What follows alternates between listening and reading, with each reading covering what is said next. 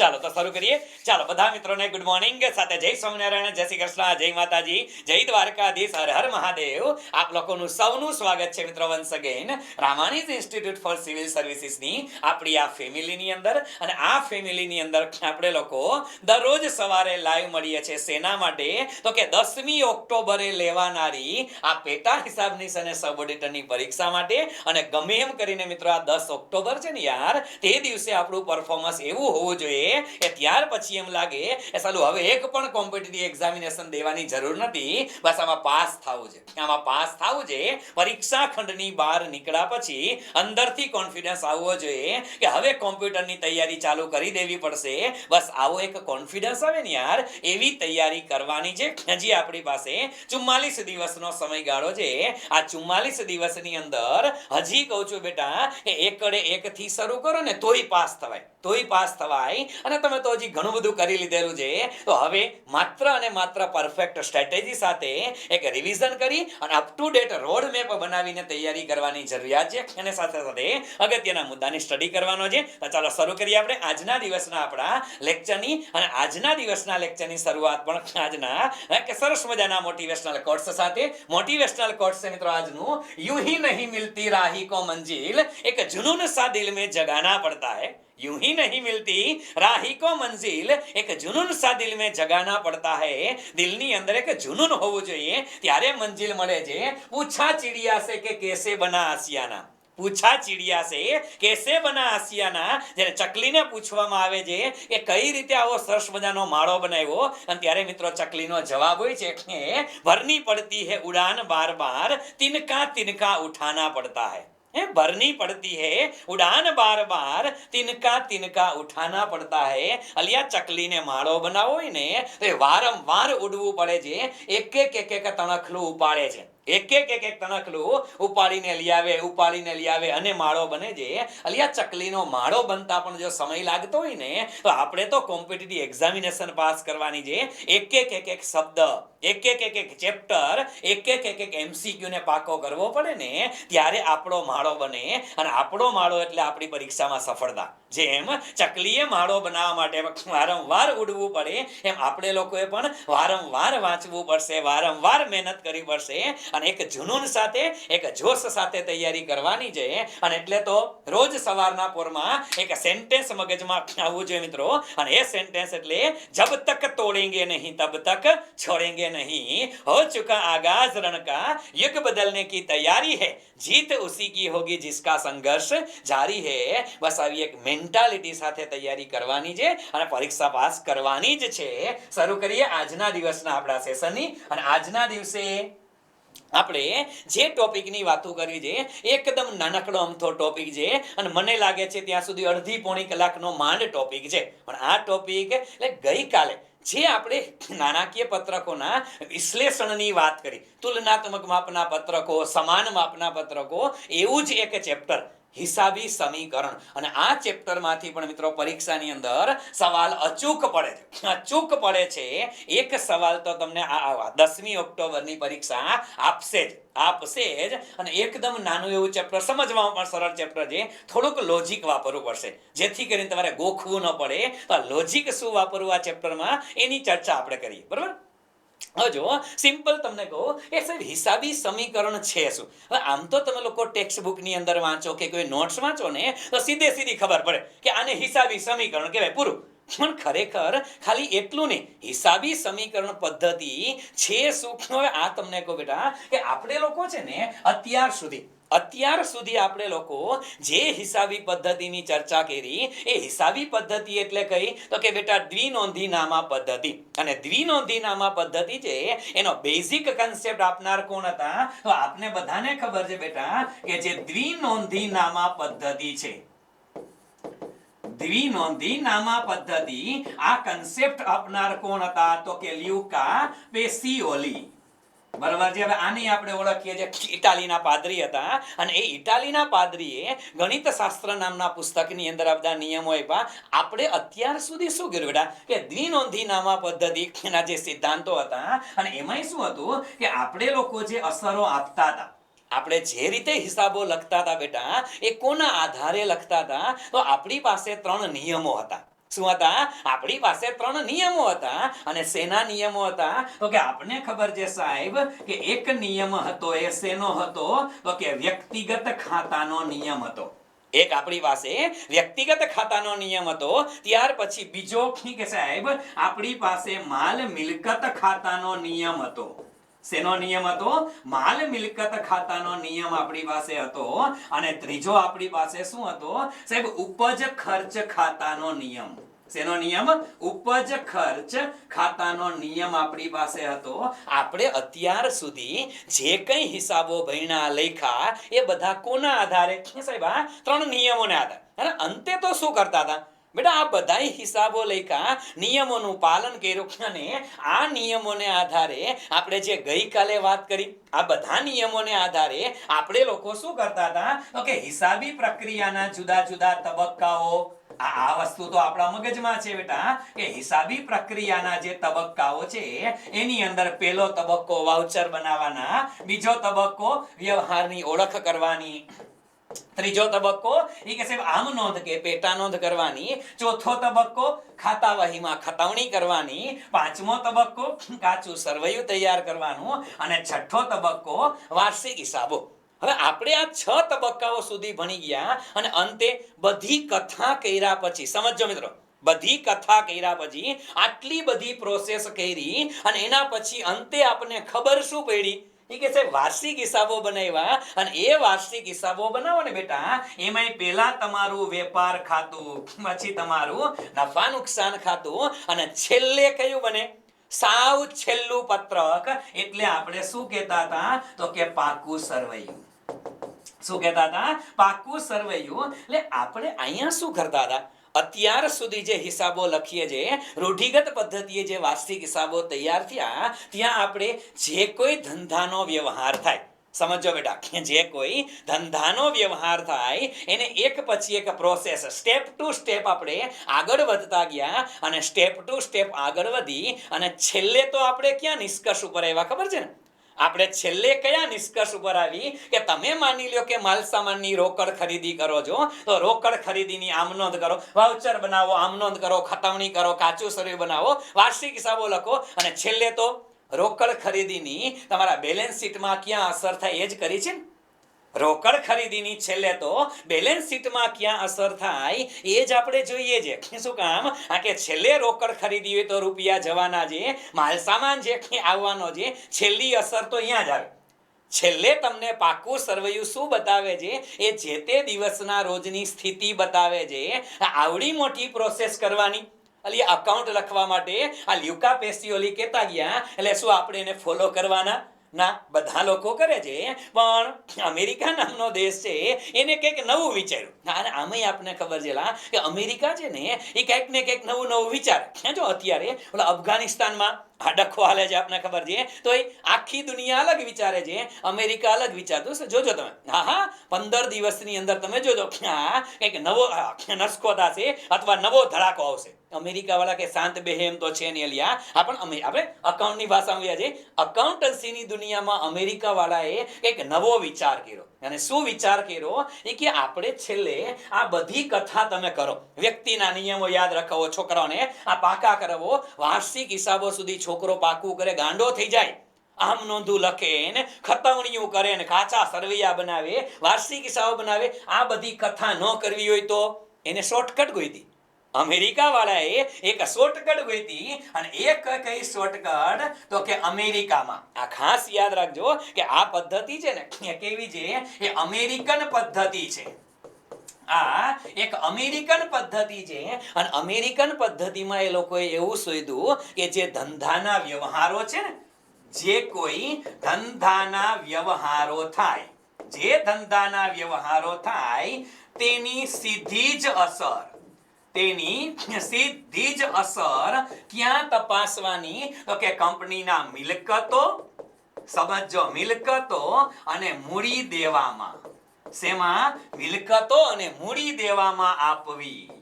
સીધી જ અસર આપી દેવાની ક્યાં તો કે સાહેબ કંપનીની મિલકતોમાં અને મૂડી દેવામાં અસર આપી દો. તમારે વચ્ચે આમ નોંધણી નહીં કરવાની, ખતાવણી નહીં કરવાની, કઈ નહીં, કાચું સરવૈયું નહીં, વાર્ષિક હિસાબો નહીં, સીધે સીધું ક્યાં તમે જે વ્યવહાર કરો છો ને એની બેલેન્સ શીટમાં શું અસર થાય અને બેલેન્સ શીટ કરતાંય મિલકતોમાં અને મૂડી દેવામાં સીધી અસર આપી દેવી.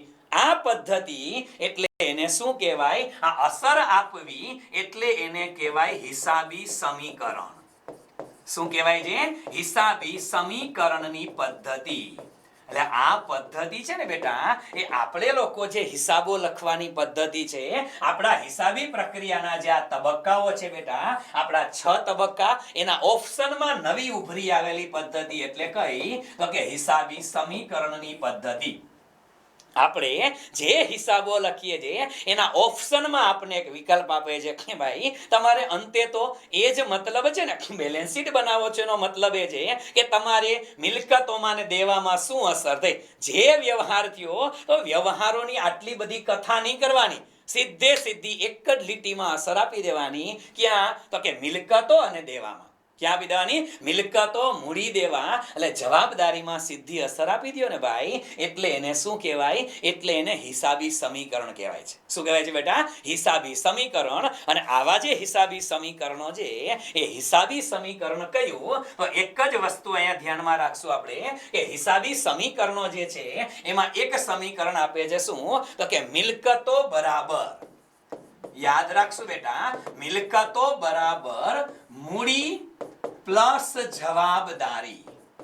મિલકતો બરાબર શું કહે છે બેટા તો કે મૂડી પ્લસ જવાબદારી. અચ્છા, પરમાનન્ટ છે. મિલકતો બરાબર મૂડી પ્લસ જવાબદારી, આવું આનું સમીકરણ છે. હવે સમીકરણ તો પાકું કરો, ગોખી નાખો તો 1 જ મિનિટ થાય. આ સમીકરણ પાકું કરતા 1 મિનિટ થાય, પણ આનો મિનિંગ શું એ ખબર પડી છે? કારણ કે આમાં એમસીક્યુ જે પૂછાના છે ને, જોજો બેટા, ગયા વર્ષની પરીક્ષા જોજો, સબ એકાઉન્ટન્ટની, સબ ઓડિટરની, અત્યાર લગીની પરીક્ષા, ડેપ્યુટી એકાઉન્ટન્ટની પરીક્ષા, ઇવન ક્લાસ 1 પરીક્ષા, સીટીઓ ક્લાસ 2 પરીક્ષા, દરેક પરીક્ષા જોજો, એમાં એવું થોડું પૂછે કે હિસાબી સમીકરણ લખો. ના, એમાં હિસાબી સમીકરણ નથી પૂછ્યું, તમને વ્યવહાર આપ્યા છે અને આ વ્યવહારની હિસાબી સમીકરણ મુજબ શેમાં અસર થાય. હવે આવો સવાલ પૂછે છે એટલે સમજવું પડે, નહીં તો ચેપ્ટર પૂરું. હિસાબી સમય પૂરું થઈ ગયું, ચેપ્ટર પૂરું, પણ આની અસર શું એ સમજવા માટે આપણે કથા કરવી છે બેટા. કે મિલકતો એટલે આપણે એને કહીએ છીએ બેટા એસેટ્સ, બરાબર. મૂડી છે એને આપણે શું કહીએ છીએ? કેપિટલ કહીએ છીએ. અને લાયબિલિટી, જવાબદારીને શું કહીએ છીએ? લાયબિલિટી. આટલું તો બરાબર છે, બરાબર છે. હવે આ વસ્તુ જે છે એસેટ, મિલકતો બરાબર મૂડી વત્તા જવાબદારી. મિલકતો બરાબર મૂડી વત્તા જવાબદારી છે. તો હવે આને આપણે સમજવું કેમ?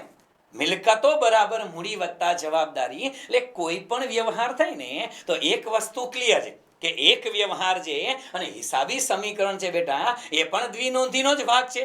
દ્વિનોંધી હિસાબી પદ્ધતિ મુજબ જ આમાં અસર અપાય છે. એટલે એક વ્યવહારની 2 અસર થાય અને 2 અસરને પરિણામે બેટા એક અસર છે એની અસર ક્યાંક તો થશે. હવે જરૂરી નથી કે કોઈ વ્યવહાર થાય એ વ્યવહારની એક અસર મિલકતોમાં થાય અને બીજી મૂડી દેવામાં જ થાય. ના બેટા, એક વસ્તુ ક્લિયર છે કે બેલેન્સ શીટનો 2 બાજુનો સરવાળો સરખો થાય, આ તો ફાઇનલ છે. બેલેન્સ શીટનો 2 બાજુનો સરવાળો સરખો થાય એટલે શું કે મિલકતો બરાબર મૂડી વત્તા જવાબદારી, આ 2 સરખું આવશે. હવે શું થાય સમજો બેટા કે જો તમારે આ બાજુ, હવે અહીંયા ધ્યાન આપો, આ ખાસ જોજો, હું તમને પ્રશ્ન પૂછતો જાઉં, તમે ફટાફટ મને જવાબ આપશો. હું તમને એમ કહું કે મિલકતોમાં પ્લસ થાય, મિલકતોની અંદર જો કોઈ રકમ પ્લસ થાય તો સામેની બાજુ રકમ શું થાય? મૂડીમાં અથવા જવાબદારીમાં શું થઈ શકે?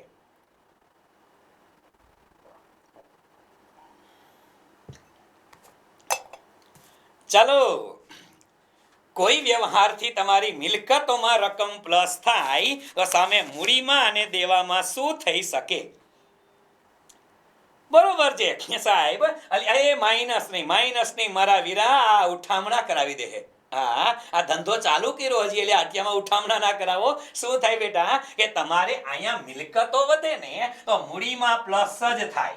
પ્લસ જ થાય. જો અહીંયા તમે માઇનસ કરો તો સામે પણ શું થાય? માઇનસ. શું કામ? બે બાજુના સરવાળા કેવા આવે? હેલો, બે બાજુના સરવાળા કેવા આવે? સરખા આવવા જોઈએ. એટલા માટે આવી એક પ્રોસેસ છે. પણ આપણે દરેક વ્યવહાર જે છે એમાં એવું જરૂરી નથી બેટા.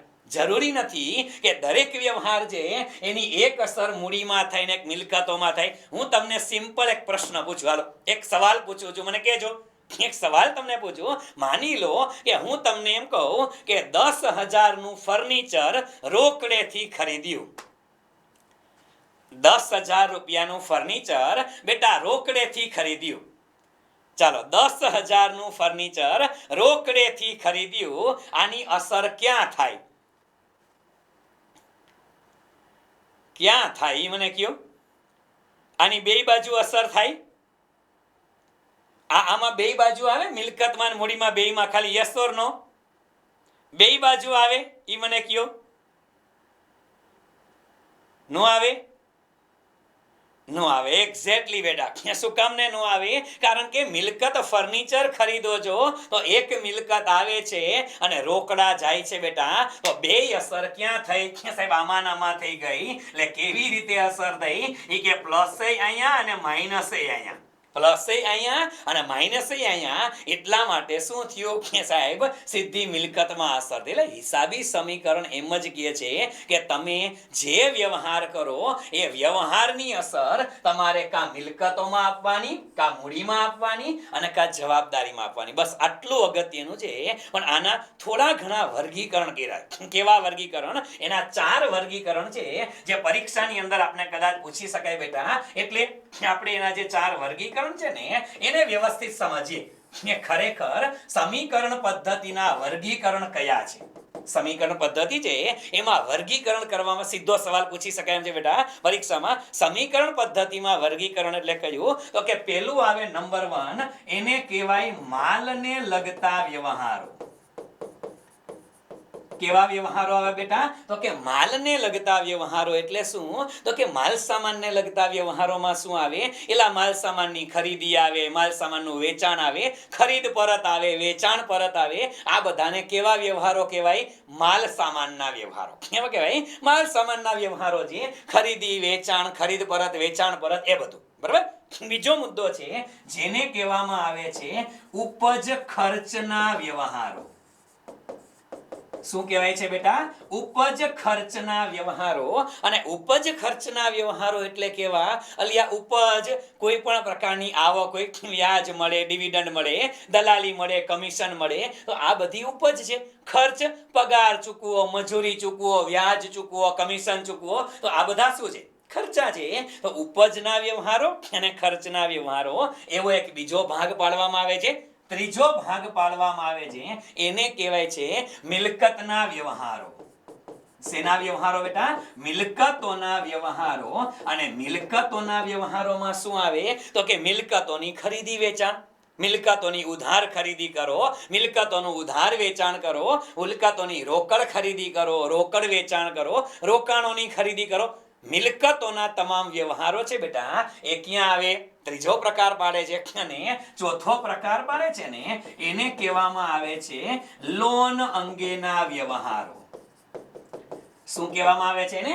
લોન અંગેના વ્યવહારો. આ લોન અંગેના વ્યવહારો એટલે લોન એટલે ઉછીના રૂપિયા. હેલો, લોન એટલે ઉછીના રૂપિયા. ઉછીના રૂપિયા તમે લ્યો, બેંકમાંથી લોન લ્યો, ડિબેન્ચર બહાર પાડો, તો આ બધું શું છે? ઉછીના નાણાં છે બેટા. બેંક લોન પરત કરો, ડિબેન્ચર પરત કરો, તો ઉછીના રૂપિયાને લગતા વ્યવહારો એ અહીંયા લખાય. એટલે 4 ભાગ પાડે છે, વર્ગીકરણ કરવામાં આવે છે. પણ આપણે ક્યાંય એવું પૂછાતું નથી કે વર્ગીકરણ શું છે, પણ ક્યાંક આવો શબ્દ આવે કે ભાઈ હિસાબી સમીકરણો એનું વર્ગીકરણ કેટલી રીતે થઈ શકે? તો બેટા 4 રીતે. કેટલી રીતે? 4 રીતે આનું વર્ગીકરણ થઈ શકે. આટલું આપણે યાદ રાખશું. બરાબર છે? ચાલો, હવે તો આ તો ઠીક છે સાહેબ, પણ હવે સાહેબ હિસાબી સમીકરણ તમે કીધા, આ આખી કથા છે ને બેટા, આને તમારે પ્રેક્ટિકલ સમજવાની છે. આપણે એક પછી એક મુદ્દા લેતા જાય. લગભગ મેં 25 ઉદાહરણ લીધા છે. અને બીજા 15-20 ઉદાહરણ તમને હોમવર્કમાં હું આપવાનો છું. આ વ્યવહારો 50 કે 60 વ્યવહારો મગજમાં ઉતારી લેજો. એક વ્યવહાર તો ડેમ શ્યોર છે, ડેમ શ્યોર છે બેટા. એક વ્યવહાર, આ 25 વ્યવહારો કરશો ને ત્યારે એમાંથી એક માર્ક રોકડો છે, રોકડો માર્ક્સ છે. કઈ રીતે વિચારવું એ મારે તમને થોડુંક સમજાવવાનું છે, બરાબર છે? ચાલો રેડી. તો હવે આપણે જુદા જુદા વ્યવહારો લેવા છે અને એ વ્યવહારોમાં તમારે મને એ જ કહેવાનું છે કે જે વ્યવહાર હું તમને કહું એની અસર આવે ક્યાં, જે વ્યવહાર કહું એની અસર કઈ જગ્યાએ આવે એ તમારે મને કહેવાનું છે, બરાબર છે? હાલો હું જોઈ લઉં પહેલા કે મારી એડજસ્ટમેન્ટ મેં કઈ રીતે કર્યું છે. ઓકે ચાલો હવે હું તમને અહીંયા ધ્યાન આપો. હું આ છે ને આની સાઈડમાં હું 3 શબ્દ લખી નાખું છું બેટા. આની બાજુમાં હું 3 શબ્દ એડ કરી દઉં. આ મારા જવાબ છે, આ લીટા કરું છું જવાબ બેટા. અહીંયા લખું છું એસેટ, અહીંયા લખું છું કેપિટલ અને અહીંયા લાયબિલિટી. હવે તમારે મને એટલું કહેતું જવાનું છે કે પહેલો વ્યવહાર હું તમને પૂછું તો પહેલા વ્યવહારની અસર શેમાં શેમાં આવે, બરાબર છે? તમે ખાલી એટલું કહેજો શેમાં શેમાં આવે. હું તમને કહેતો જઈશ કે વધે કે ઘટે, બરાબર છે? હા, કારણ કે પરીક્ષાના આવા જ સવાલ તમને પૂછાય છે કે ભાઈ પહેલો વ્યવહાર માની લ્યો આપણે કીધો કે ધંધાના માલિક મૂડી લાવે. ચાલો ધંધાનો માલિક મૂડી લાવે, ધંધો શરૂ કરે, શેમાં શેમાં અસર આવે. તમારે ખાલી આ એ સી અથવા એલ આવું કહેવાનું. શેમાં શેમાં અસર આવે? ધંધાનો માલિક મૂડી લાવે તો શેમાં શેમાં અસર આવે.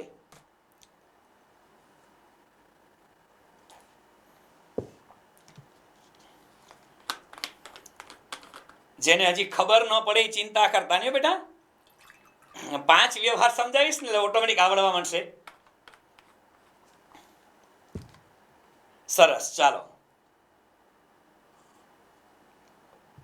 ઓલમોસ્ટ બધા સાચા છે, ઓલમોસ્ટ 100% સાચા છે. જેને જવાબ આપ્યો ધ્યાન આપો. હવે જો સમજો કે ધંધાનો માલિક મૂડી લાવે, આપણે આની સીધી અસર આમ નોંધ નથી કરવાની બેટા. સીધી અસર ક્યાં? કામ એસેટમાં, કા મૂડીમાં. મૂડી સી એટલે કેપિટલ છે અને એલ એટલે જવાબદારી. પાછા જોજો મૂડીમાં, જે મિલકત જવાબદારીમાં અને તમારી એસેટમાં ક્યાં અસર થાય. એટલે ધંધાનો માલિક મૂડી લાવે, મૂડી આવે એટલે રોકડા આવે. હેલો, રોકડા આવે અને રોકડા આવે એટલે રોકડને શું કહેવાય બેટા? મિલકત કહેવાય. શું કહેવાય? મિલકત કહેવાય. તો આ વ્યવહારથી તમારી એસેટ શું થાય બેટા? તો કે વધે. શું વધે? એસેટ વધે. અને સાથે સાથે જેટલા રૂપિયા ધંધામાં લાવો એ રૂપિયા ધંધામાં લાવો એટલે તમારી મૂડી વધે ને બેટા. ધંધામાં રૂપિયા લાવો છો એટલી તમારી મૂડી વધે, એટલે અહીંયા મૂડી પણ વધે અને એસેટ પણ વધે. લાયબિલિટીમાં કાંઈ અસર થાય નહીં. સમજાય છે આટલી વસ્તુ? તમારે આટલું જ ચેક કરવાનું છે. અને પરીક્ષામાં સેમ વ્યવહાર પૂછે છે. શું? ધંધાનો માલિક મૂડી લાવે ત્યારે પછી ઓપ્શન આપે A B C D, એમાં લખેલું હોય મૂડી વધે, ઉપાડ વધે, મૂડી વધે, મિલકત વધે. આવા એવા ગોઠે ચડાવે. પ્રશ્નો જુઓ ને તમને ખબર જ ન પડે. 4 ઓપ્શન એક જ સરખા. મિલકત વધે, દેવું વધે, મિલકત વધે, મૂડી વધે. આવા ગોટે ચડાવી દઈએ. એટલે આપણે આવા સવાલ આવે ને બેટા ત્યારે ઓપ્શન વાંચવાના જ નહીં. સીધે સીધો આપણો જવાબ વિચારી લેવાનો કે આ મિલકત વધે અને શું વધે? મૂડી વધે. બસ મિલકત અને મૂડી વધે આવો ઓપ્શન ગોતવાનો. બાકી ઓપ્શન જોતા જ નહીં, નહીતર ઢૂંઢતે રહી જાઓગે. આના જેવું થશે, બરોબર? ચાલો ડન છે બેટા આટલી વસ્તુ. ચાલો આગળ વધી. ધંધાનો માલિક ધંધામાંથી ઉપાડ કરે. ચાલો ઉપાડ કરે. ધંધાનો માલિક ધંધામાંથી ઉપાડ કરે. શું અસર આપશો? ઉપાડ કરે ક્યાં ક્યાં અસર આવે?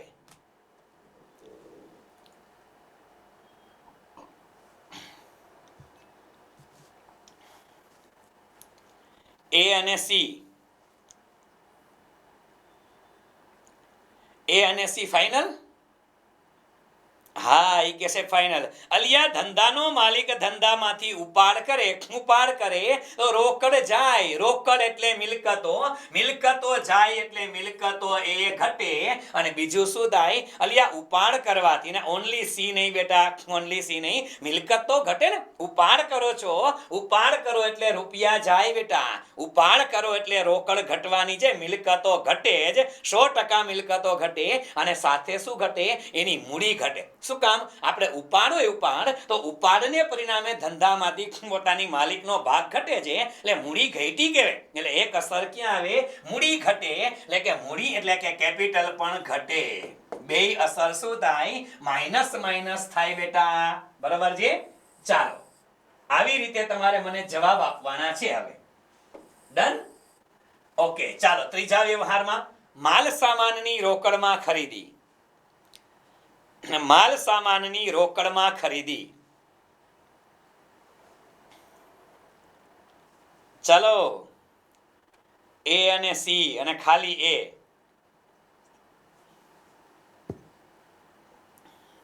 બેટા વિચાર કરો, આપણે કોઈ ઉતાવળ નથી દીકરા, કોઈ ઉતાવળ નથી. કારણ કે પરીક્ષામાં 1 માર્કનો સવાલ છે. નિરાતે વિચાર કરો કે આના પરિણામે થાય શું. ગોટે ચડોમાં દીકરા, ગોટે ચડોમાં 50% હજી ગોટે જ ચડે છે. ચેપ્ટર જોઈને આપણે ઘણી વખત એવું લાગે કે સાહેબ એ કે આ તો હેલું છે. હેલું નથી દીકરા, વાંચો એટલે હેલું લાગે. ખાલી કેવું? એક જ શબ્દ, એસેટ બરાબર કેપિટલ પ્લસ લાયબિલિટી, આટલું જ હેલું લાગે દીકરા. આવા સવાલ કરો તો ખબર પડે. ચાલો, નહીં ડકા નહીં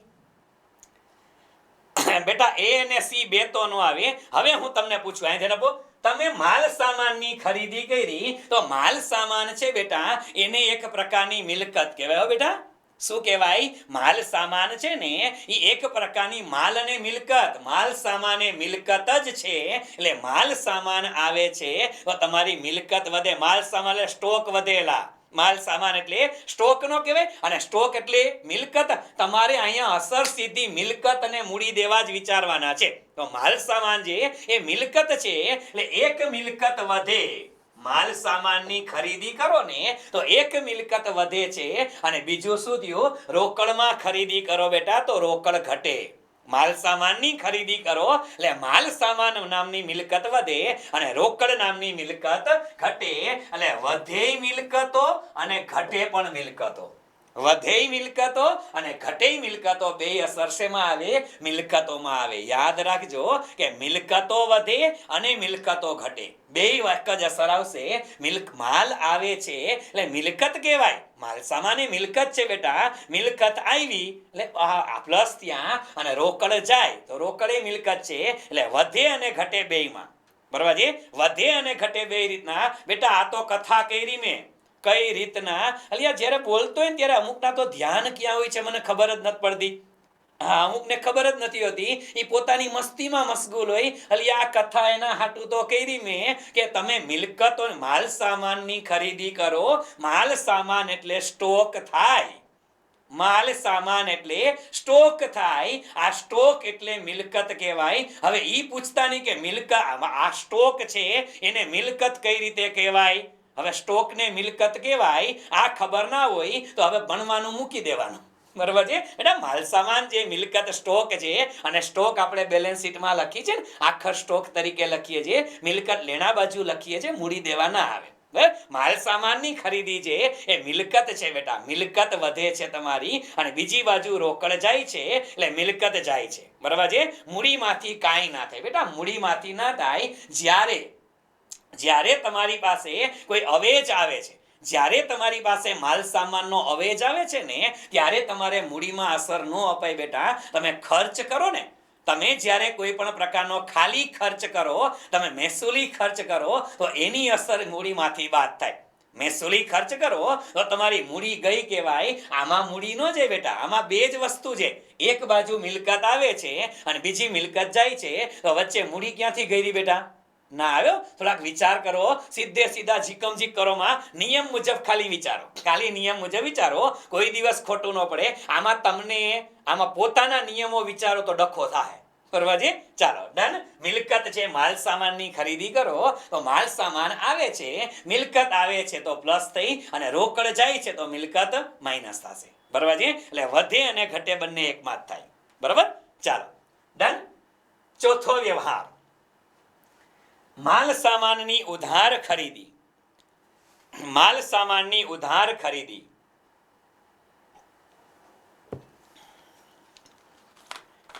માલ સામાનની ઉધાર ખરીદી. યસ, ચાલો આમાં તો ગાડી હાઈલી. સુકામેલા માલ સામાનની ઉધાર ખરીદી. માલ આવે છે એટલે એક અસર તો બેટા મિલકતો વધે હો. શું થાય? એક અસર એટલે મિલકતો શું થાય? વધે. મિલકત વધે અને એલા ઉધાર ખરીદી કરો. ઉધાર ખરીદી કરો તો મૂડીમાં કાંઈ અસર ન થાય, પણ એના પરિણામે તમારી જવાબદારી એલા લેણદારો વધે ને. તમે ઉધાર ખરીદી કરો તો કોણ વધે? બેટા લેણદારો વધે. આડાવડા વિચાર કરોમાં મારા દીકરાઓ સમજો, પેલા સમજો, નિરાતે સમજી લ્યો. આમાં લેણદારો ઘટે ક્યાંથી બેટા? વધે. તમે ઉધાર ખરીદી કરો તો તમારા લેણદારો વધે. એટલે શું જવાબ આવે? કે લેણદારમાં પણ વધે અને મૂડી એસેટ પણ વધે અને લેણદારો એટલે તમારી જવાબદારી. લેણદારોને જવાબદારી કહેવાય. દેવાદારો છે ને એને મિલકત કહેવાય. લેણદારો છે એ જવાબદારી કહેવાય અને દેવાદારોને મિલકત કહેવાય. બરાબર છે? બસ આટલા શબ્દ યાદ રાખશો. એટલે શું થાય? ઉધાર ખરીદી કરો છો, ખરીદીથી માલ સામાન એટલે મિલકત આવે છે. એક મિલકત વધે અને સામે જવાબદારી વધે. બરાબર? ચાલો, ડન છે? નિરાતે, એકદમ નિરાતે. જે ખાલી એટલે કહું છું તમે વિચાર કરો. જો આ ચેપ્ટરની અંદર આ બધા ઉદાહરણ છે ને બેટા, એ એટલા માટે જ લીધા. અને એમાં આજ હવારના પૂરમાં ડખો થઈ ગયો કે મારે જેની પીપીટી બનાવવાની હતી એ ટાઈપિંગ થયેલો માલ ન મળ્યો. હા, ટાઈપિંગ તો બધું ટાઈપિંગ થઈ ગયેલું હતું એટલે આ માલ સામાન મળ્યો જ નહીં. મારા હાથમાં નો આવ્યો એટલે હવારના પૂરમાં આવી અને પેલા બોર્ડમાં લીટા કર્યા. આ બધું લખ્યું. કે લખવું નહીં અને હું તમને એક એક વ્યવહાર લખાવતો જાઉં ને તો મજા ન આવે. એટલે આવીને પેલા બોર્ડ વર્ક કર્યું, લખ્યું, ઢગડી નાખ્યું. તમે ઘણી વખત ના લખો. હા, ઓલું હોમવર્ક માંગવાનું હોય અને સાહેબ ચેક કરવાના હોય. તો મારે હોમવર્ક કરવાનું હતું, તમે ચેક કરવાના હતા, એટલે આવીને ઢગડી નાખ્યું. એટલા માટે કે તમને વ્યવસ્થિત સમજાય. બરાબર? ચાલો, આવતા રહ્યો. પાંચમામાં માલ સામાનનું રોકડ વેચાણ. માલ સામાનનું રોકડ વેચાણ.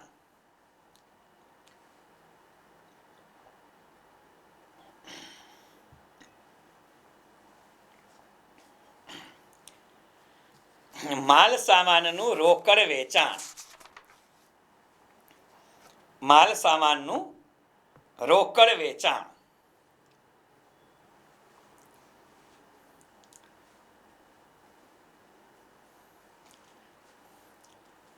હાલો, માલ સામાનનું રોકડ વેચાણ. એ કે છે એક્ઝેક્ટલી. હવે આમાં તો જાજો કઈ વિચારવાનું જ નથી. શું કામ નથી વિચારવાનું? સમજો, અહીંયા સમજો. માલ સામાનનું રોકડ વેચાણ કરો એટલે શું થાય? સમજો તો બેટા કે માલ સામાન રોકડ વેચો છો એટલે મિલકત ઘટે, માલ સામાન ઘટે અને રોકડ વધે. માલ સામાન ઘટે અને રોકડ વધે. માલ સામાન ઘટે. જીકમ જીક કરો માયલા, જીકમ જીક કરો માં અને ચોપડું બાજુમાં રાખ્યું હતું મૂકી દો. એના વ્યવહારો અલગ છે, હું લખાવું છું અલગ છે. બરાબર છે? હા, એ તો તમે જવાબ આપો એટલે ખબર પડી જાય તમારા હાથમાં લીથો છે, ચોપડું છે કે શું છે દેતા. હા, આવતા રહ્યો. તમે ભણવાનું શરૂ કર્યું ત્યારનું હું ભણાવું છું એકાઉન્ટ. આવતા રહ્યો. માલ સામાનનું રોકડમાં વેચાણ. બેટા માલ સામાનનું રોકડમાં વેચાણ એટલે શું? કે એક તો તમે માલ વેચો એટલે રોકડા આવ્યા, હાલો મિલકત વધી અને માલ ગયો, રોકડ ઘટે. હવે તમને લોકોને જો એવો શબ્દ આપે, શબ્દ પકડજો બેટા, તમને એવો શબ્દ આપે, કેવો શબ્દ? કે માલ સામાનનું રોકડમાં વેચાણ અને ઉભા રહ્યો. હજી મેં આગળ એકાદી સ્લાઇડો રાખી છે. ઉભા રહ્યો. હા, અહીંયા તમને એમ કે માલ સામાન કેટલા? તો કે અહીંયા લખું છું ₹5,000 નો.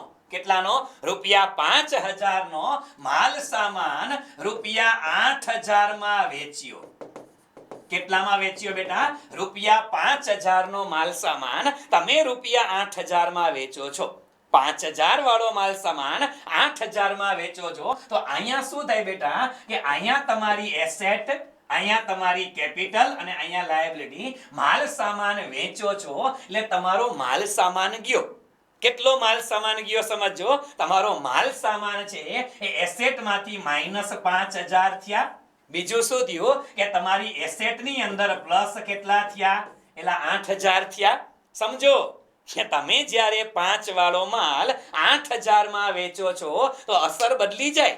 ખાલી વેચાણ કીધું છે સીધે સીધું પ્લસ અને માઇનસ, પણ 5 નો માલ ગયો -5,000. રોકડા કેટલા આવ્યા? 8,000. જુઓ તો બેલેન્સ થયું કઈ? નો થયું. અલિયા તમારી મિલકતોની અંદર -5000 અને +8000, તો આ 3000 પ્લસ થયા. મિલકતોમાં આ બેયનો ટોટલ કરો એટલે +3000 આવે ને. તો હવે અહીંયા 3000 પ્લસ થાય તો સામે ક્યાંક કરવા પડે અલિયા. વિચાર કરો, 5 નો માલ 8 માં વેચો તો 3000 નો શું થાય? 5 વાળો માલ 8 માં વેચો તો 3000 નો પ્રોફિટ થાય. હેલો, શું થાય? 3000 નો પ્રોફિટ થાય. અને પ્રોફિટ થાય, નફો થાય તો મૂડી વધે. કે નફો છે એ અંતે ક્યાં પ્લસ કરવાનો હોય? મૂડીમાં જ એડ થાય. નફો થાય તો તમારી મૂડી વધે છે બેટા. એટલે તમારે પ્લસ અહીંયા 3000 શેમાં કરવાના? મૂડીમાં. વાત પૂરી થઈ ગઈ. જેટલી મિલકત વધે એટલી મૂડી વધે. પૂરું થઈ ગયું. મૂડી દેવા, મિલકત લેણા, આ તો છેલ્લે સરખું જ થવું જોઈએ પહેલા. સમજાય છે? પણ ખાલી એમ કીએ શબ્દ પકડજો. આ ક્યારે? જ્યારે તમને એવી સૂચના આપે કે 5 નો માલ 8 માં વેચો અને નફાથી માલ વેચો. કઈ રીતે વેચો? ખાલી માલનું વેચાણ કે તો કાંઈ નહીં, તો સીધી અસર શેમાં? મિલકતો વધે અને મિલકતો ઘટે. પણ માલનું વેચાણ નફાથી કરેલું હોય તો નફો આવે તો તમારી મૂડી પણ વધે. અને જો ખોટ આવે, હવે કહેતા નહીં કે ખોટ વાળું તમે ભણાવ્યું નહોતું, અલિયા નફો થાય તો તમારી મૂડીમાં વધારો થાય. અને ખોટથી વેચો તો તમારી મૂડીમાં શું થાય? ઘટાડો થાય. આ કોમન સેન્સનો પ્રશ્ન છે. સમજાય છે? એટલે આ યાદ રાખજો. સીધું ઝીકમ ના કરો બેટા. જેટલા શબ્દ અહીંયા કરાવું એના ઉપર ફોકસ કરો. આ ચેપ્ટરમાં એકેય માર્ક નહીં કપાય. બરાબર છે? ચાલ, બરાબર છે? ટેન્શન નતા. એટલે જાજા મલ્ટિપલ એક્ઝામ્પલ લીધા છે ને બેટા, એનું કારણ જ એ છે કે આમાં દરેક વ્યવહાર એક વખત નજર સામે નીકળી જશે ને તો વાંધો નહીં આવે. બરાબર? ચાલો, ભૈયાજી આગળ પાછા હતા અહીંયા. અચ્છા, ક્યાં હતા? હાલો. યસ, તો અહીંયા તો બીજે અસર આવશે નહીં. અહીંયા નથી લખતો કારણ કે અહીંયા આપણે એવું સ્પેસિફાઈ નથી કરેલું કે કેટલાનો માલ કેટલા વેચો. બરાબર? આ જરૂર પડશે, હું કહેતો જઈશ. ચાલો, છઠ્ઠો વ્યવહાર, માલ સામાનનું ઉધાર વેચાણ. માલ સામાનનું ઉધાર વેચાણ.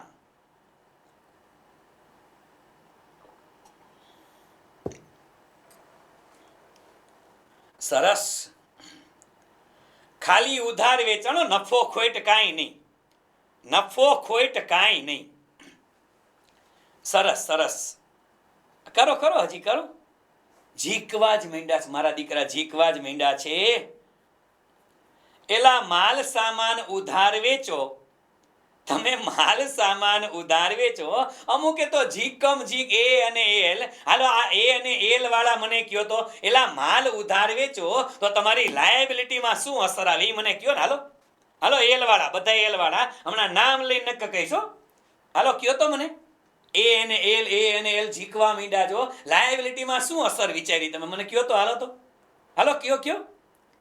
લાયબિલિટીમાં, જવાબદારીમાં શું અસર થાય માલ વેચો તો? કયો. જીકો ને એ લાવ. વિચારો બેટા. આપણે કોઈને ઇનામ નથી આપવાના. પેલો જવાબ આપે એને બેટા ખાઈ ન થાય તો હું કામ એલ લખો છો? એ લાવ. હા, અલા ન થાય. સીધી અસર છે. માલનું ઉધાર વેચાણ કરો. હાલો, માલનું ઉધાર વેચાણ કરો તો વેચાણ કરવાથી માલ ઘટે. હાલો, માઇનસ થયું બેટા. વેચાણ કરવાથી માલ એટલે મિલકત ઘટે એટલે પૂરું. ઓકે, બીજું શું થાય? અલા ઉધાર વેચાણ કરો તો દેવાદારો વધે. હેલો, ઉધાર વેચાણ કરવાથી શું વધે બેટા? દેવાદારો વધે. અને ઉધાર વેચાણથી દેવાદારો વધે. દેવાદાર મિલકત કહેવાય, એને જવાબદારી નો કહેવાય. લેણદારોને જવાબદારી કહેવાય બેટા, દેવાદારોને મિલકત કહેવાય. તો એક માલ એટલે મિલકત ઘટે અને બીજી મિલકત વધે. બે અસર શેમાં આવે? મિલકતમાં જ આવે બેટા. બે અસર શેમાં આવે? મિલકતમાં આવે, જવાબદારીમાંની. સમજો બેટા, લેણદારો હોય તો જવાબદારી વધે. ઉધાર ખરીદી કરો ને તો અહીંયા લખતું જો આની ઉધાર ખરીદી તો તમારી જવાબદારી વધે. તમે ઉધાર વેચો છો તો દેવાદારો છે, દેવાદારો વધે એટલે મિલકત વધે. એટલે અહીંયા ને અહીંયા અસર આવે. બરાબર છે? ચાલો, ડન. હા, ચાલો, ડન છે. ડોન્ટ વરી બેટા. આ ભૂલું બધી અહીંયા કરી લ્યો એટલે પરીક્ષામાં ન થાય. બરોબર છે? ચાલો આગળ. ચાલો, એસેટ લાયબિલિટી. હા, અનિલ પરમાર કહે છે સર બુકમાં તો સી પ્લસ બતાવે છે બેટા, એટલે મેં કીધું મેં તમારા જવાબ અમુકના જોયા ને એટલે મને ખબર પડી કે તમે ચોપડી લઈને બેઠા છો. એટલે એમાં વ્યવહાર નફાથી વેચાણ છે. આ કથા શેની કરી હજી 50% ને ખબર જ નથી લશ્કર ક્યાં લડે છે. એ બુકનો વ્યવહાર છે ને દીકરા, એ આ વ્યવહાર છે કે 5 નો માલ 8 માં વેચો તો નફો થાય. તો મેં લખ્યું સી માં પ્લસ બતાવે, મેં ક્યાં ના પાડી, પણ આમાં ઓમાં નહીં લા મિક્સિંગ ના કરો. તમને જેટલી સૂચના આપે ને બેટા એ તો તમે ધ્યાન જ નથી દેતા, ધ્યાન જ નથી દેતા. તમે કંઈક બીજું વિચારો છો અને અહીંયા કથા કંઈક અલગ હાલે છે. અહીંયા ખાલી ધ્યાન આપો બેટા. આ મેં એ જ કથા તો કરી, હજી અડધાને તો ખબર જ નથી લશ્કર ક્યાં લડે છે દીકરા. એટલે તમારો જવાબ આવ્યો ને ત્યારે જ મેં કહી દીધું હતું કે તમારા હાથમાં ચોપડું છે. બોલ્યો તો હું બસ ચોપડું ખબર પડી જાય બેટા. અલિયા તમે ભણવાનું ચાલુ નથી કર્યું તે દિવસનું હું ભણાવું છું, બરોબર છે. આવતા રહ્યો, જેટલું બોલું એટલું ધ્યાન આપો બેટા. બાકી કઈ આડાવડી કથા ના કરો, નહીં ભેગું થાય તમારું, નહીં ભેગું થાય. હાલો આવતા રહ્યો, બરોબર. અહીંયા શેમાં અસર જોવાની? એસેટ, કેપિટલ અને લાયબિલિટીમાં, બરોબર છે. એસેટમાં, કેપિટલમાં અને લાયબિલિટીમાં, બરોબર. ચાલો અસર આપતા જાવ એક એક પછી એક એક બોલતો જાવ પછી, હજી નહીં. પેલા મને લીટા દોરવા દો. હાલો રેડી? હા ચાલો હવે આવતા રહ્યો. મહેસૂલી ખર્ચની રોકડમાં ચૂકવણી કરી. હાલો ખર્ચની ચૂકવણી, મહેસૂલી ખર્ચની રોકડમાં ચૂકવણી. ચોપડી બંધ કરી દેજો.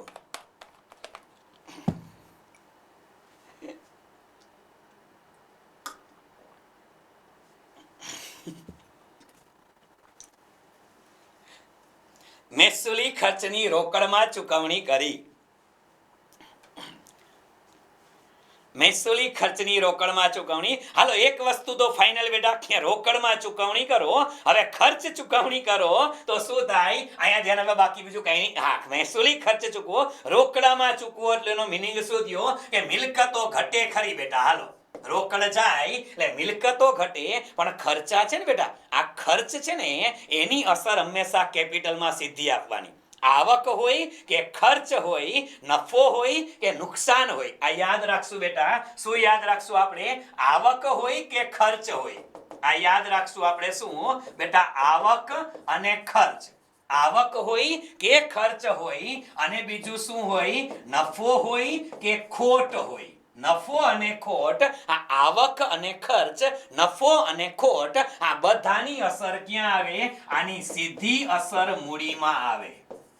શેમાં આવે? સીધી અસર મૂડીમાં આવે. શું આવે બેટા? કે જો તમારી આવક થાય ને, સમજો બેટા, જો તમારી આવક થાય તો કેપિટલ વધવાની જ છે.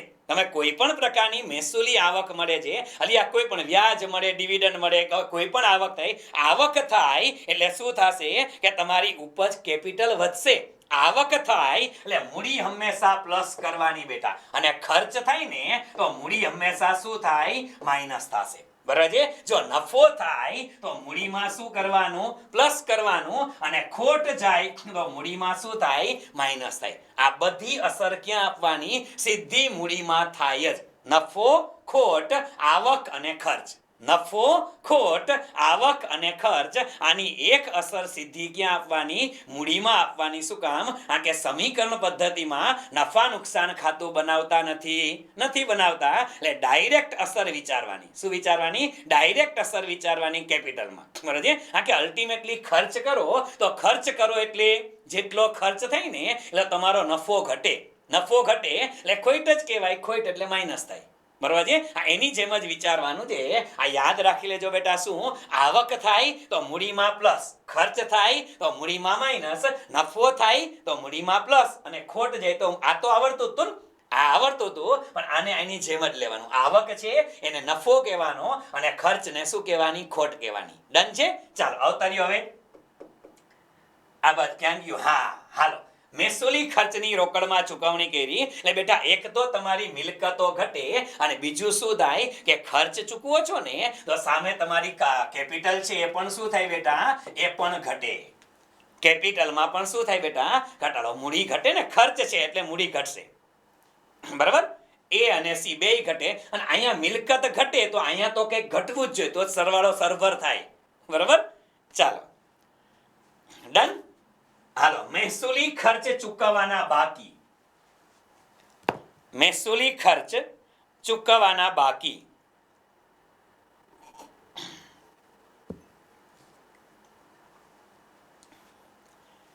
ચૂકવવાના બાકી હોય તો એ ખર્ચ તો ખર્ચ જ કહેવાય. ચૂકવવાના બાકી હોય તો ખર્ચ એ ખર્ચ જ કહેવાય.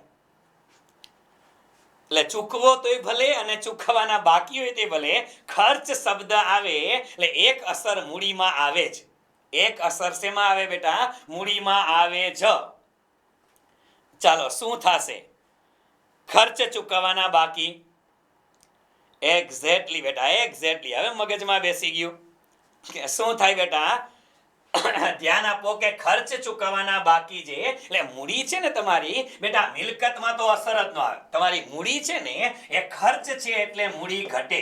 અને બીજું શું થાય? એટલે મૂડી દેવા સાઈડ આ કેપિટલ અને લાયબિલિટી બે અસર એ જ બાજુ આવતી હોય, મિલકતમાં અસર ન આવે. તો જેટલા કેપિટલમાં તમે જેટલા ઘટાડો ને એટલા તમારે લાયબિલિટીમાં વધારવા જ પડે. હેલો, તમારા બે અસર તમે સી અને એલ એટલે એક જ બાજુ થઈ. કઈ? મૂડી દેવા સાઈડ. હવે મૂડી દેવા સાઈડ આ મિલકત બાજુ તો અસર જ નથી આવતી, તો મૂડી દેવા સાઈડ બે અસર આવે ને એ બે કોઈ દિવસ સરખી ન આવે, ઓપોઝિટ જ આવે. ઓપોઝિટ જ આવે. આ કે તો જ સરભર થાય ને. તમારી કેપિટલ છે, મૂડી ઘટે તો તમારી જવાબદારી શું થાય બેટા? વધે. શું કામ? ખર્ચા ચૂકવવાના બાકી છે. ખર્ચા ચૂકવવાના બાકી છે બેટા. સી ન વધે, કેપિટલ તમારી ઘટે. ખર્ચ છે ને, ખર્ચથી કેપિટલ ઘટે, લાયબિલિટી વધે, જવાબદારી વધે. બરાબર, જવાબદારી વધે. બરાબર, ચાલો આવતા રહ્યો નેક્સ્ટ પેપરમાં. મહેસૂલી આવક રોકડમાં મળે. ચાલો ફટાફટ, મહેસૂલી આવક રોકડમાં મળે. એટલે રોકડમાં મળે એટલે એક તો ફાઇનલ થઈ ગયું કે તમારી મિલકતો વધે. હેલો, મિલકતો વધે બેટા. ડન છે, મિલકતો વધે. મિલકત વધે ને સાથે શું વધે? આવક છે. આવક થાય એટલે મૂડી વધે. આપણે અગાઉ કીધું આવક થાય એટલે મૂડી વધે. તો મૂડીમાં શું કરો? પ્લસ કરો. બરાબર, મૂડીમાં શું કરવાનું? પ્લસ કરવાનું. ડન, ચાલો ક્લિયર. હાલો, મહેસૂલી આવક મળવાની બાકી. અલ્યા આવક છે એ મળેલી હોય તો ભલે, મળવાની બાકી હોય તો ભલે. મળવાની બાકી છે પણ કાંઈ વાંધો નહીં. એના પરિણામે શું થાય? તમારી કેપિટલ તો વધ્યો. આપણે કેમ કીધું? ખર્ચ ચૂકવેલા હોય તોય તમારી મૂડી ઘટે અને ખર્ચ ચૂકવવાના બાકી હોય તો મૂડી ઘટે. એમ આવક મળે તોય મૂડી વધે અને મળવાની બાકી હોય તો મૂડી તો વધે જ. મૂડી તમારી વધે એટલે કેપિટલ તો વધે, પણ મળવાની બાકી આવક છે એને શું કહેવાય? હાલો, મળવાની બાકી આવક છે એને શું કહેવાય? મળવાની બાકી આવકને મિલકત કહેવાય. શું કહેવાય? મિલકત. લેણા બાજુ લખો ને તમે, મિલકત કહેવાય. અને મિલકત અથવા લેણું છે ને લેણું આવે એટલે મિલકતો શું થાય બેટા? વધે. શું થાય? વધે. લખો, મિલકતે વધે અને મૂડી દેવામાં કેપિટલ વધે. બરાબર, મિલકતે વધે અને મૂડી દેવામાં કેપિટલ પણ વધે. રેડી બેટા? ચાલો આગળ વધીએ. ચાલો, મિલકતોની રોકડમાં ખરીદી.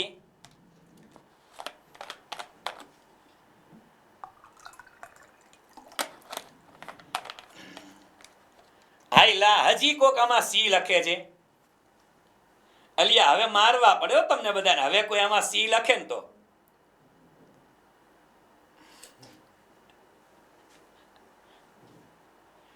અલિયા, મિલકતોની રોકડમાં ખરીદી કરો તો મિલકત વધે અને રોકડ ઘટે. બેય અસર મિલકતમાં આવે. ભઈલા, બેય અસર મિલકતમાં આવે. મિલકતો વધે છે એટલે ફર્નિચર લ્યો કે જે લ્યો તે એ મિલકત વધી, રોકડ ઘટી, પૂરું થઈ ગયું. બરાબર, ઓકે બેટા, બેય એમાં. ડન, સી નહીં. ડોન્ટ વરી બેટા, ભૂલું કરો તમે તમારે. અત્યારે જવાબ દેવામાં ભૂલું કરવાની છૂટ છે, પણ આ ભૂલ પછી પરીક્ષામાં ના થવી જોઈએ. બરાબર, ચાલો ડોન્ટ વરી. મિલકતની શાખ પર ખરીદી બેટા. ચાલો, મિલકતોની શાખ ઉપર ખરીદી.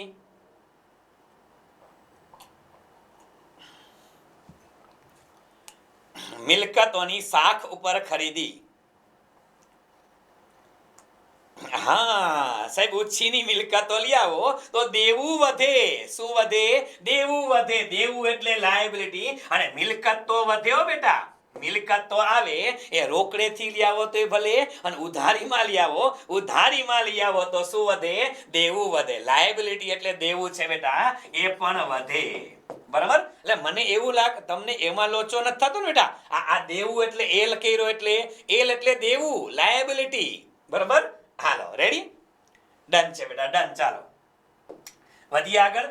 હાલો, હું જરાક આમાં લીટા તાણી નાખું બેટા.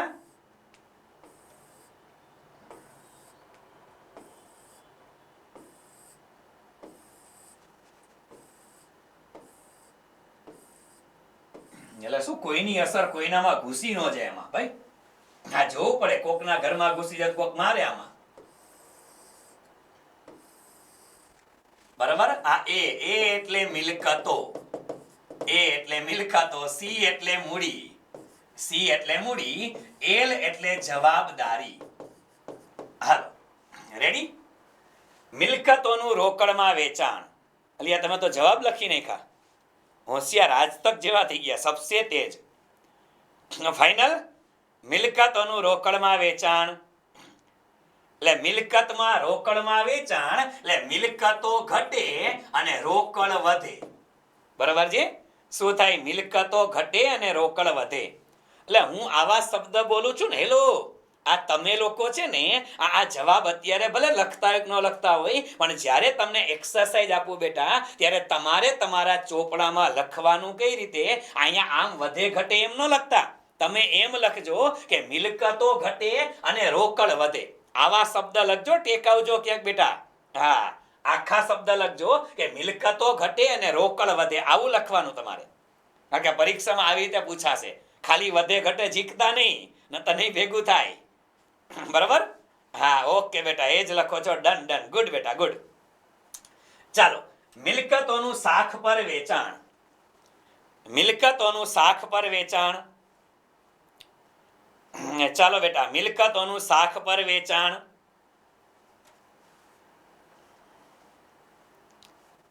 શાખ પર વેચાણ. ખાલી એમાં જ. શું કામ ને? કારણ કે મિલકતોનું શાખ પર વેચાણ કરો તો લખો મિલકતો ઘટે. શું થાય? મિલકતો ઘટે. મિલકતો ઘટે અને લેણું વધે, એટલે દેવાદારો વધે.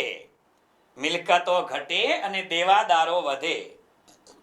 મિલકતો ઘટે અને દેવાદારો વધે. મિલકતો ઘટે અને દેવાદારો વધે. મિલકતો ઘટે અને દેવાદારો વધે. એટલે એક બાજુ વધે. શબ્દ હું બોલું એ લખજો તમે. વધે શું? દેવાદારો અથવા લેણું વધે. ઉધારમાં વેચો છો તો પૈસા મળવાના તો છે ને, આજે નહીં તો કાલે. હાલો, નાણાં ઉછીના લીધા હોય ત્યારે. નાણાં ઉછીના લ્યો ત્યારે. અલિયા, નાણાં ઉછીના લ્યો એટલે રૂપિયા તો આવે, એટલે મિલકતો વધે. લખો મિલકતો વધે. એક્ઝેક્ટલી બેટા, નાણાં ઉછીના લ્યો ત્યારે મિલકતો વધે અને સામે શું વધે? જવાબદારી વધે. શું વધે? જવાબદારી વધે. તો લખો મિલકતો વધે અને જવાબદારી પણ વધે. એક્ઝેક્ટલી. હવે ગાડી પાટે ચડી ગઈ. જો હમણાં એકાદ બે વ્યવહાર આપી પાટા ઉપરથી હેઠા ઉતારવા પ્રયત્ન કરીશું. ચાલો ચાલો, આગથી માલ નાશ પામે ત્યારે. આગથી નાશ પામેલ માલ. ઓકે, ચાલો, આગથી નાશ પામેલ માલ. આગથી માલ નાશ પામે એટલે માલ તો જાય બેટા. હાલો, તો લખો અહીંયા માલ સામાન એટલે કે મિલકત ઘટે. આ ફાઇનલ. આગથી માલ નાશ પામે એટલે મિલકત તો ઘટે, અને આગથી નાશ પામે એને બેટા શું કહેવાય? નુકસાન કહેવાય ને. આગથી નાશ પામે એને નુકસાન કહેવાય. તો આપણે કીધું બેટા કે ખર્ચ કે નુકસાન હોય ને, એનાથી તમારી મૂડીએ ઘટે. શું ઘટે? ખર્ચ કે નુકસાન હોય તો તમારી મૂડી પણ ઘટે બેટા, અને આવક કે ઉપજ હોય તો મૂડી વધે. આવક કે ઉપજ હોય તો મૂડી વધે અને ખર્ચ કે નુકસાન હોય તો મૂડી ઘટે છે બેટા, ઘટે છે. બરોબર છે? ચાલો તો મૂડી તમારી આમાં મૂડીમાં શું થશે બેટા? તો કે ઘટાડો, એટલે મૂડી પણ ઘટે, મૂડી પણ ઘટે. બરાબર? ચાલો ડન. 17 દેવાદારો પાસેથી ઉઘરાણી મળે. હાલો, દેવાદારો પાસેથી ઉઘરાણી મળે. દેવાદારો પાસેથી ઉઘરાણી મળે. એલા બે, હા જો સી વાળા કોક આવ્યા.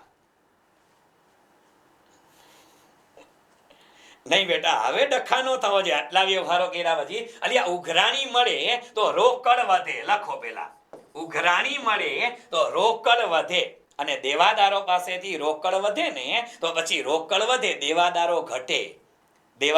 ઉઘરાણી મળે તો બેટા દેવાદારો ન ઘટે.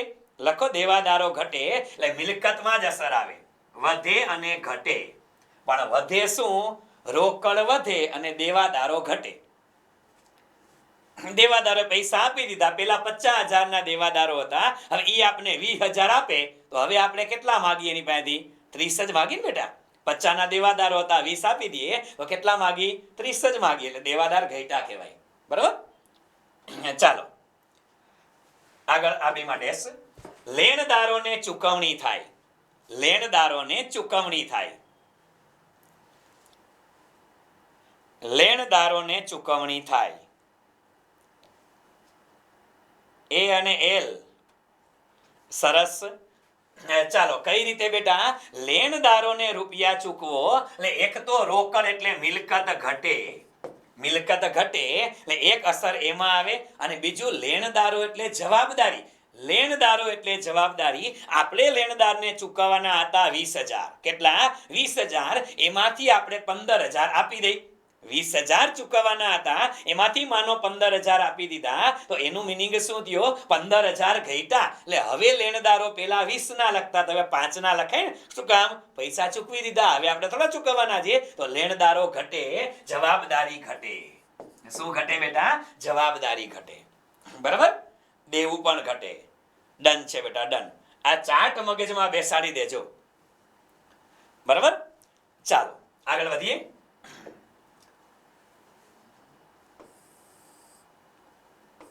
હાલો હું જરાક લીટા તાણી લઉં.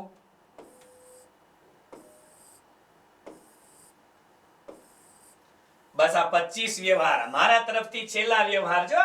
આ બાકીના તમારા હાથે કરવા આપીશ હોમવર્કમાં. ગૃહ કાર્ય. એ એટલે એસેટ અને મિલકતો કહેશું. સી એટલે કેપિટલ, એને મૂડી કહેશું. એલ એટલે લાયબિલિટી, એને જવાબદારી કહેશું. બરાબર? ચાલો. વાહ, હા તો એ કહેશે તમે લીટા કરો ત્યાં તમે જવાબ આપી દેવું. સરસ, હોશિયાર થઈ ગયા છોકરા. બેંકમાં રોકડા ભરી ખાતું ખોલાવ્યું. સરસ. બેંકમાં રોકડા ભરી અને ખાતું ખોલાવ્યું. અલિયા શું વધે? બેંક શિલક વધે. લખો, બેંક એટલે એક મિલકત જ કહેવાય. બેંક શિલક મિલકત છે.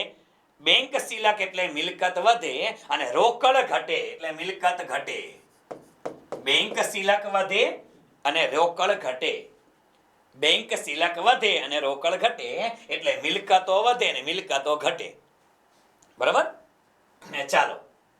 દીકરાની કોલેજ ફી ધંધામાંથી ભરી. લે, દીકરાની કોલેજ ફી ધંધામાંથી ભરી. ચાલો, દીકરાની કોલેજ ફી ધંધામાંથી ભરી. અલિયા ધંધામાંથી ખર્ચો કર્યો એટલે રોકડ ઘટે એટલે મિલકતો તો ઘટે જ બેટા. વ્યવહારે મિલકતો ઘટે. સોરી, હા મિલકતો ઘટે, વ્યવહારે ઘટે. પણ બીજું શું ઘટે? સી માં અસર આપવાની. સી એટલે મૂડી. મૂડીમાં શું થાય? વધારો કે ઘટાડો? મૂડીમાં શું થાય? ઘટે. શું કામ ઘટે? એલા ખબર છે ને, કારણ કે આ ધંધામાંથી આપણા દીકરાના અંગત ખર્ચા કહેવાય. આ અંગત ખર્ચા ધંધામાંથી ચૂકવો એને બેટા ઉપાડ કહેવાય. શું કહેવાય? ઉપાડ કહેવાય. એટલે ઉપાડથી તમારી મૂડી, ઉપાડ છે મૂડીમાંથી શું થાય બેટા? આમેય બાદ થાય ને એટલા માટે માઇનસ. બરાબર? Very good, very good. ચાલો, મૂડીમાંથી પણ ઘટે. ડન છે? ઓકે, ચાલો આગળ આગળ.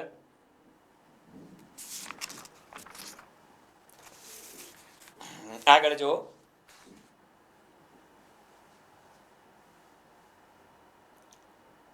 ચાલો,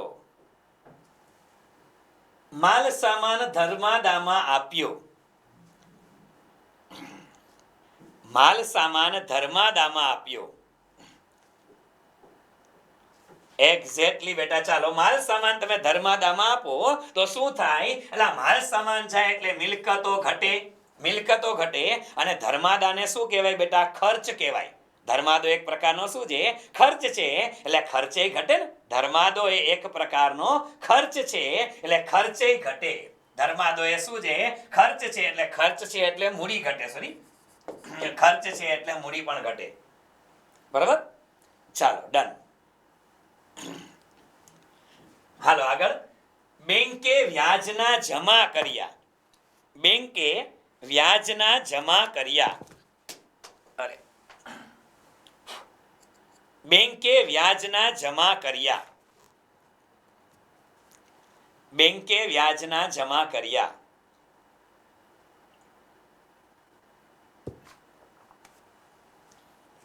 અમુક ખાલી એ લખે છે, અમુક એ અને સી લખે છે.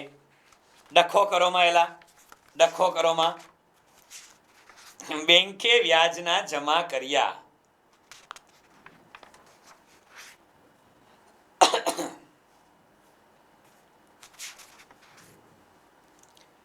એલા પેલા મને ઈ કયો કે બેંક વ્યાજ છે, બેંક વ્યાજ એ આપણા માટે શું કહેવાય?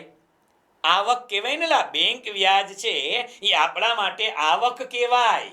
બેંક વ્યાજ છે સોરી, એ બેંક વ્યાજ છે એ આપણા માટે શું કહેવાય? આવક કહેવાય. આવક છે ને કોઈ પણ પ્રકારની આવક થાય ને એટલે તમારી મૂડી વધે. હો બેટા, આવક થાય એટલે મૂડી વધે જ, ડેફિનેટલી વધે. એટલે એક અસર, એક તો તમારી બેંક શિલક વધે છે. બેંક શિલક ને આમાં રોકડા થોડા આવે. બેંકે વ્યાજ જમા કર્યું તો બેંક વધે એટલે બેંક શિલક તરીકે તમારી મિલકત વધે. લખો, બેંક શિલક વધે. શું વધે? બેંક શિલક વધે. બેંક શિલક વધે અને સાથે શું વધે? મૂડી વધે. બેંક શિલક વધે અને મૂડી વધે. આવક જ છે ને બેટા, આવક છે. આપણે કીધું કે આવકથી મૂડી, આવક અને ખર્ચ, નફો અને ખોટ, આની ચારેયની અસર એક મૂડીમાં તો થાય જ. બરાબર? એટલે બે અસર એમાં નો આવે, બે એમાં નહીં બેટા. કે ઓલજો એમ લાગે કે બેંક વ્યાજના રોકડા મળ્યા, રોકડા લ્યો તો બેંક વ્યાજ છે બેંક ખાતામાં વધે તો એ રોકડ વધે, બાકી નફો તો વધે જ. બરાબર? ચાલો, બેંકે બેંક ચાર્જીસ ઉધાર કર્યો. બેંકે બેંક ચાર્જીસ ઉધાર કર્યો. બેંક ચાર્જીસ,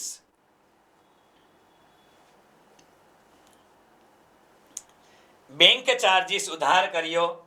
એટલે એક વસ્તુ તો એ છે કે આપણી બેંક શિલક ઘટે એટલે મિલકત ઘટે. લખો, મિલકત ઘટે. બેંક શિલક ઘટે. મિલકત એટલે બેંક શિલક ઘટે બેટા. ગુડ. મિલકત એટલે બેંક શિલક ઘટે અને બીજું શું ઘટે? ખર્ચ છે એટલે મૂડી પણ ઘટે. ખર્ચ છે એટલે મૂડી પણ ઘટે. બેંક શિલક ઘટે અને ખર્ચ હોય એટલે મૂડી પણ ઘટે. બરાબર?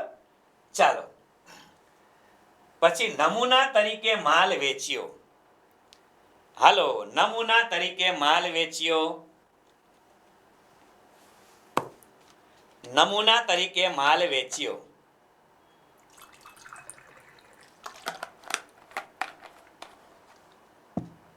નમૂના તરીકે માલ વેચ્યો. માલ સામાન જાય એટલે મિલકતો ઘટે. માલ સામાન એટલે મિલકતો ઘટે બેટા. અને બીજું શું છે? માલ સામાન નમૂના તરીકે વેચો. આ નમૂના ખર્ચ એટલે જાહેરાત ખર્ચ જ કહેવાય, એક પ્રકારનો ખર્ચ છે. ખર્ચ થાય એટલે તમારી કેપિટલ શું થાય? ઘટે. લખો, મૂડી પણ ઘટે. ખર્ચ છે એટલે કેપિટલ પણ ઘટશે, મૂડી પણ ઘટશે. બરાબર? ચાલો, ડન. ચાલો, અહીંયા કરવા માટેનો છેલ્લો વ્યવહાર 25મો. બેંકમાંથી નાણાં ઉપાડ્યા. બેંકમાંથી નાણાં ઉપાડ્યા. બેંકમાંથી નાણાં ઉપાડ્યા. બેંકમાંથી નાણાં ઉપાડ્યા.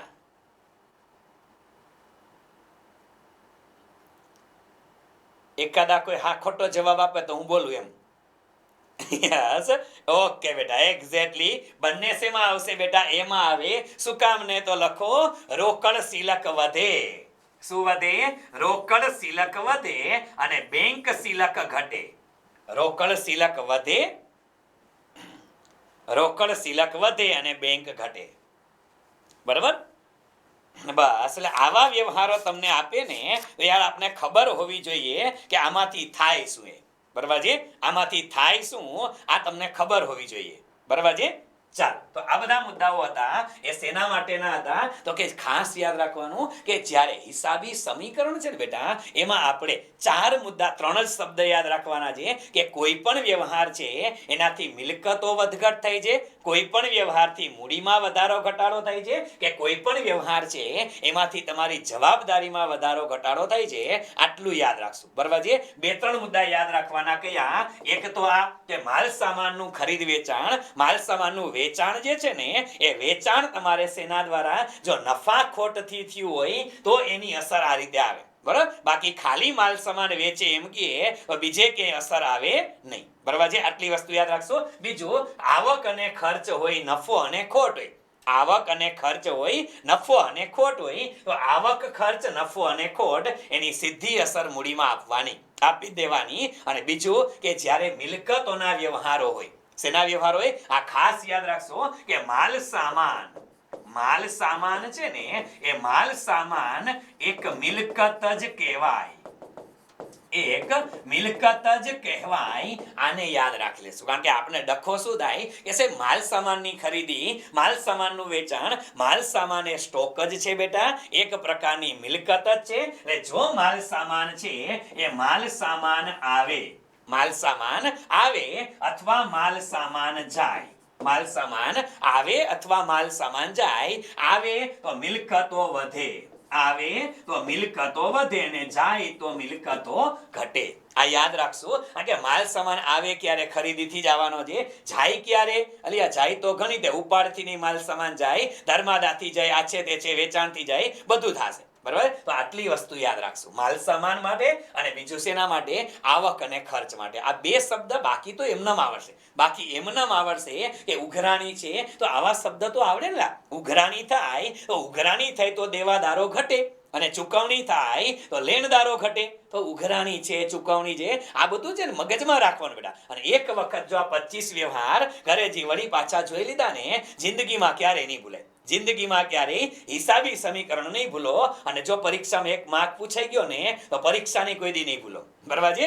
ચાલો, અહીંયા સુધી આપણે આજના દિવસની અંદર નાના ટોપિકની અંદર આટલે સુધી રાખીએ છીએ. વધુ આવતીકાલે પ્રસિદ્ધ કરવામાં આવશે. અને આ 7મ 8મની રજા બજા જે છે એ રજા બજાનું કંઈ ચિંતા ના કરતા. આપણે મજા આવે તો રજા. અહીંયા લાઈવ લેક્ચરમાં રજા હશે, પણ એ લાઈવના બદલાનો રેકોર્ડેડ લેક્ચર છે ને એ અમે રોજ સવારે અપલોડ કરી લેશું. એટલે કોઈને એમ લાગે કે સર 7મ 8મમાં બહાર ગયા હોય, ફરવા ગયા હોય અને લાઈવ મેળ નહીં પડે તો કંઈ વાંધો નહીં, આપણે રેકોર્ડેડ મૂકી દેશું. બરાબર છે? પણ લેક્ચર જે છે એ રાબેતા મુજબ ચાલુ રહેશે. બરાબર છે? એ આવતીકાલે પણ લેક્ચર હશે, રવિવારે પણ લેક્ચર એક અપલોડ કરીશ, સોમવારે પણ કરીશ, મંગળવારે પણ કરીશ. જ્યારે લાઈવ મળવાનું, એટલે આવતીકાલે તો લાઈવ જ છે. હજી આવતીકાલે રાંધણ છઠ જ છે ને. આજે નાગ પાંચમ છે. હા, રાંધણ છઠે આપણે ક્યાં રસોઈ બનાવવાની? અને બહેનોએ રસોઈ બનાવવાની હોય તો બહેનો જરાક મોડી બનાવજો આવતીકાલે. અને લાઈવ બને ત્યાં સુધી લાઈવ રહેજો. ન જોઈ શકો તો રેકોર્ડેડ તો છે જ આપણી પાસે. બરાબર છે? હા, એ ચિંતા ના કરતા. બરાબર? જિગ્નેશ કે તમને ખબર હોય? અલિયા ખબર ન હોય, બનાવવી પડે, હેલ્પ કરવી પડે. હું તમને શું લાગે છે, તમારો સાહેબ રાંધણ છઠના દિવસે આખો દી ક્લાસે પડ્યો રહીએ એનું એક કારણ છે મારો અંગત સ્વાર્થ હોય. જો રાંધણ છઠના દિવસે ઘરે હોય ને તો ગાંઠિયા પાડવા બેહારે. બેટા, ગાંઠિયા પાડવા તમને શું ખબર હોય? હા, જેને લગ્ન થઈ ગયા એને ખબર છે. બરાબર? હા, બરાબર.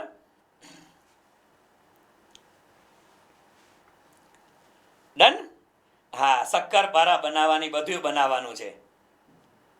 હા, એ કે મેડમ કે સ્ટાફને રજા આપો. કોઈ રજા માગતા જ નથી અમે ભાઈ. હા, લઈ કોઈ રજા નથી માગતા, ચિંતા કરો માં. બરાબર. ચૂકવણી કરો એટલે લેણદાર ઘટે. હા બેટા ઘટે. ચૂકવણી કરો એટલે લેણદારો ઘટે અને રોકડે ઘટે, બેય ઘટે. બરાબર, બેય ઘટે. હા, એ કે આ વખતે કંઈ જ નહીં બનાવવાનું. બરોબર છે, ના બનાવો તે હાલે. હા, એક્સપિરિયન્સ. હા, આમાં વાતુડિયા બહુ તમે. હાલો, બાકીનું આવતીકાલે એક નવા ચેપ્ટર સાથે અને આવતીકાલે એક મસ્ત મજાના ટોપિકની ચર્ચા કરવાના છે. મજા એવો ટોપિક છે.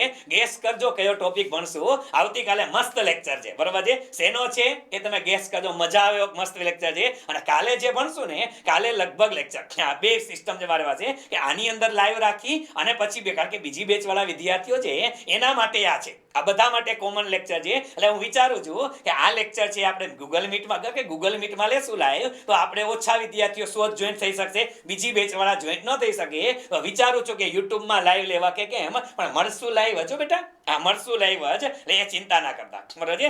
આ લેક્ચર રેકોર્ડ તો છે જ બેટા, રેકોર્ડિંગ તો બધું થાય જ છે, એટલે એ ટેન્શન લેવાની તો તમારે જરૂરિયાત જ નથી. બરાબર છે. ચાલો, હા, મોટિવેશન વિડીયો મુકાઈ ગયો છે એપ્લિકેશનની અંદર. જે ફ્રી વિડીયો સેશન આવે ને એપ્લિકેશનમાં, અમુક 15-20 ફ્રી વિડીયો છે, એમાં સૌથી છેલ્લો સ્ક્રોલ કરતા જાજો, સૌથી છેલ્લો વિડીયો મોટિવેશનનો છે, મુકાઈ ગયો છે. બરાબર છે, જોઈ લેજો. બરાબર, ચાલો, ક્લિયર. અહીંયા સુધી આપણે ધ્યાનમાં રાખી, બાકી બધું આપણે નેક્સ્ટ ટાઈમ ધ્યાનમાં લેશું. ચાલો, અહીંયા સુધી રાખીએ. બધા લોકોને have a nice day to all of you. બધાને જય સ્વામિનારાયણ, જય શ્રી કૃષ્ણ, જય માતાજી, જય દ્વારકાધીશ, હર હર Mahadev. Thank you so much.